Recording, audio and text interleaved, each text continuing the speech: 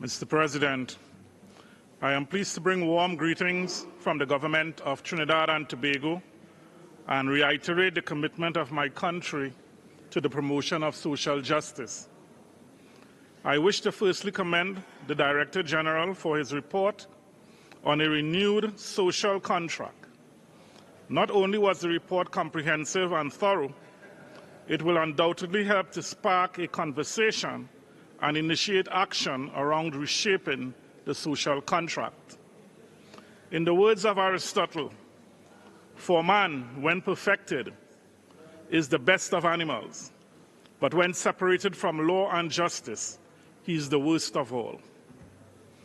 Mr. President, while the social contract is necessary for a harmonious society, we must appreciate the impact of changing patterns in the world of work on the social contract. These patterns give rise to new expectations and they call for responsive and meaningful action. We as constituents must therefore assume responsibility and embrace avenues which promote adaptation and innovation and harness hidden opportunities as we seek to renew the contract.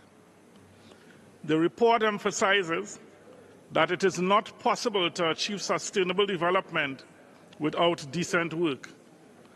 Decent work represents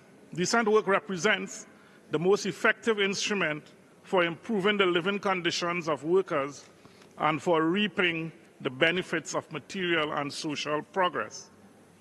While the ILO and its constituents will continue to work together to create solutions which will in turn facilitate the upholding of our unyielding vow to social justice and decent work, this surely cannot be pursued in silos.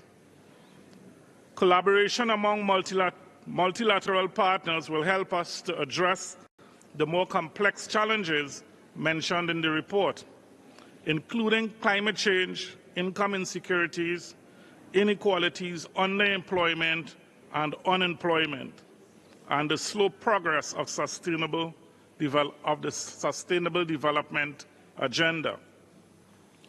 In promoting effective governance and in fulfilling our obligations to the people of Trinidad and Tobago, the Ministry of Labour continues to work towards a human-centered approach to labour rights. Allow me to share a few ongoing initiatives of my ministry in this regard.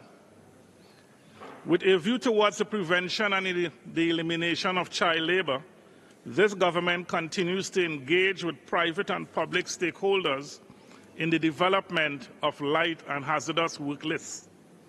The ministry has also launched its first child labour ambassador program, which aims to empower children to become key drivers in the fight against child labour.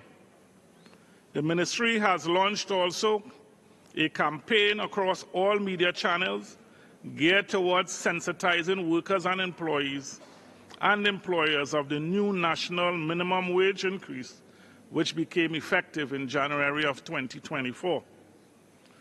Under the auspices of the Occupational Safety and Health Agency, public stakeholder consultations were held in March 2024 on the creation of a draft policy for protective personal equipment regulations. Additionally, the Conciliation Advisory and Advocacy Division of the Ministry regularly conducts conciliation proceedings between employers and unions in rights disputes and provides information and advice to union workers and employers on the principles and practice of good industrial relations. Finally, work is also underway to amend labour legislation. Importantly, proposals for amendment of legislation regarding our Industrial Relations Act, Occupational Health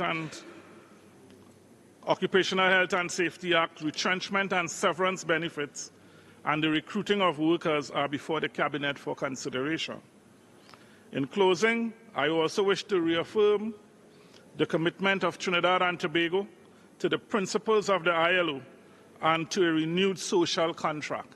I thank you.